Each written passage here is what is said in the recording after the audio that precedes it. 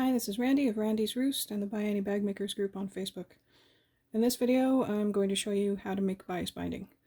So in your pattern, you are given a size to cut a square of fabric. It's usually coordinating fabric, and you want to make sure you cut that square very accurately to start. So the first thing you're going to do is cut your square of fabric diagonally, right across the corner right here. Okay, so I cut my square into 2 triangles.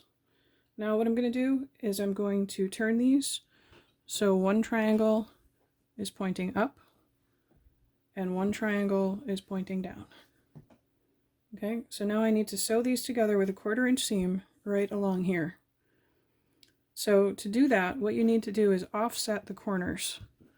So what I mean by that is when I line up these 2 pieces to get ready to sew, this piece that's now on the top, it's going to have a little triangle hanging beyond the other triangle.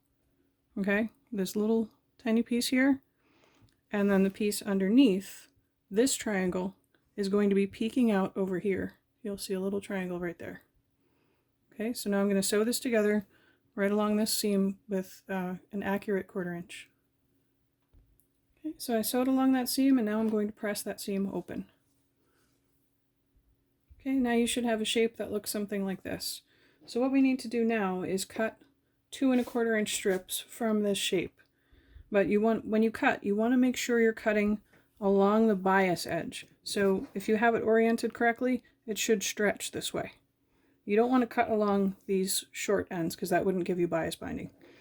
Okay, so when I do this, I'm going to use the lines on my ruler to measure. I'm not going to try to use the lines on my cutting mat. I'm going to actually turn it this way so you can see that I'm not using those lines. So I'm going to use my ruler. I'm going to find 2 1/4 inches and I'm going to align that with the edge of my fabric.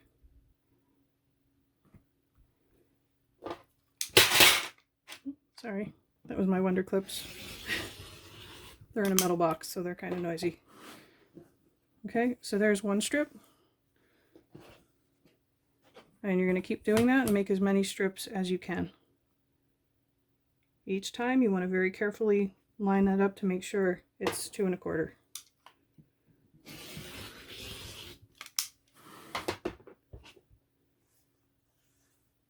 Okay, looks like we can get maybe one more.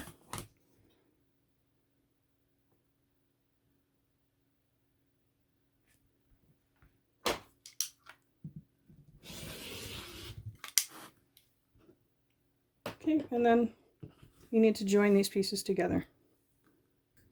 So when you join these strips together, you're going to put them right sides together. And then just like before, you're going to have the corners offset.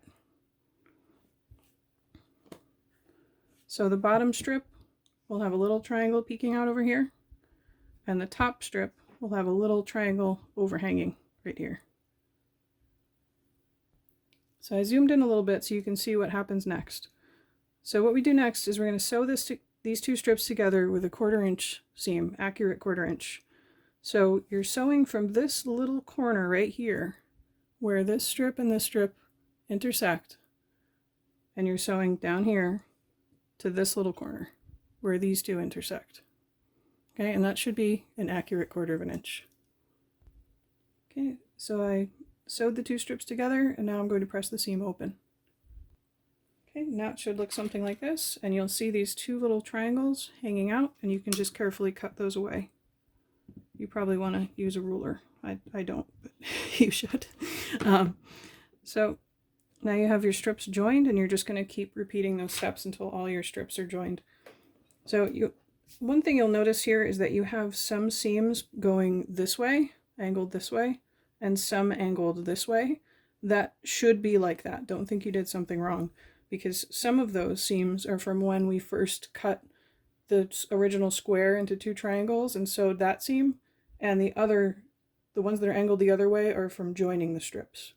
So you're going to have some like this and some like this, and that's how it should be. Okay, I hope this was helpful. If there are any other tutorials you would like to see, please let me know in the comments. Bye-bye.